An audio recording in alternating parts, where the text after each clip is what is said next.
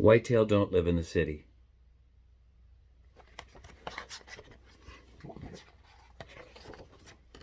Let me ask you a question, friend. Have you ever said something and knew right then that you shouldn't have ought to said it? Well, this was one of those mistakes. I said it and I shouldn't have. I shouldn't have because it was cold out. And it was really cold out. How is the city, boy? My grandfather asked me about my new foster home. It was my third foster home. It was my first one in the big city. Grandfather is awesome. I answered respectfully, and I answered true, too. There's everything there. There's Fast Eddie's. It's the biggest arcade I've ever seen in my life. There's a 7-Eleven just around the corner. There's everything. And Grandfather, the people that I'm living with say that they don't know why anybody would stay on the reserve. Why do you stay here? I mean, why do you live here? There's nothing to do, but there's nothing here.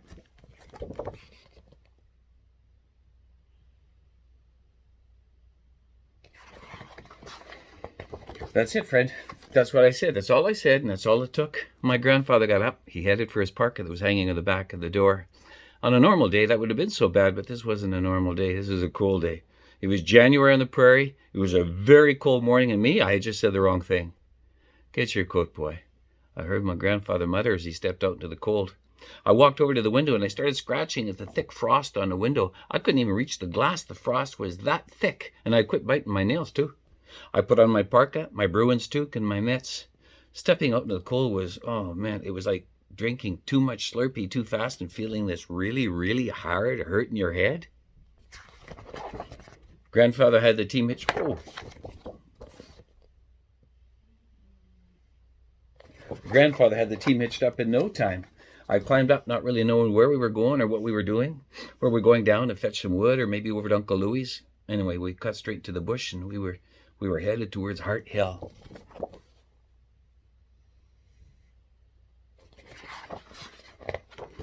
Didn't take more than a couple of minutes before we flushed out a few whitetail.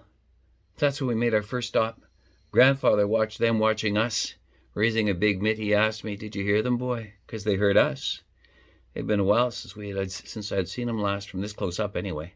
They looked so alert and quick and helplessly beautiful. Me, I love looking at whitetail deer.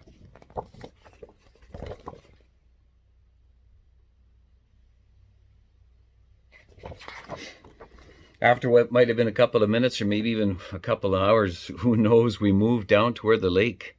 And they were up early too. My Uncle Louie, Frank Lone Thunder, and Bernie Pelchy, they were all set up. They were ice fishing. Look, they've had some luck. Are you hungry, boy? Well, if I wasn't hungry before, I sure was now. The thought of fresh perch frying in my grandma's buttered pan is enough to make anyone hungry. And my Uncle Louie always dropped off some of his catch. We'd eat good tonight.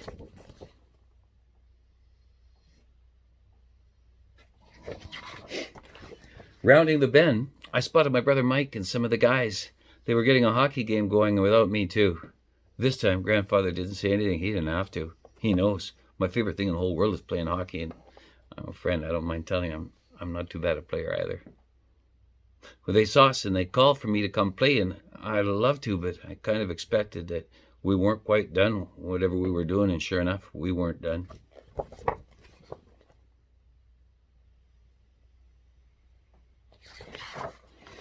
We moved off the lake down the road toward the hill, and coming up the way was a couple of flatbeds already well loaded down with wood.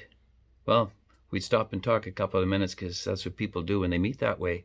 They stop and they talk a couple of minutes.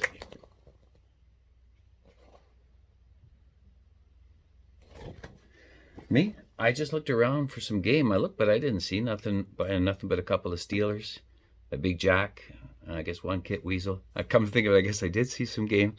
Animals in the wild always make me feel special, like it were my birthday or I was going to the movies. You know what I mean?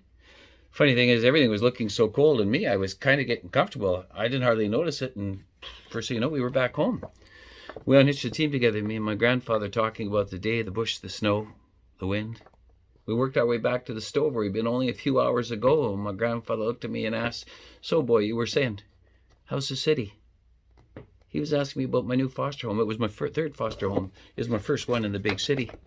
Well, Grandfather, it's all right. I answered respectfully, and I answered true, too. It's just, there's nothing much to do there.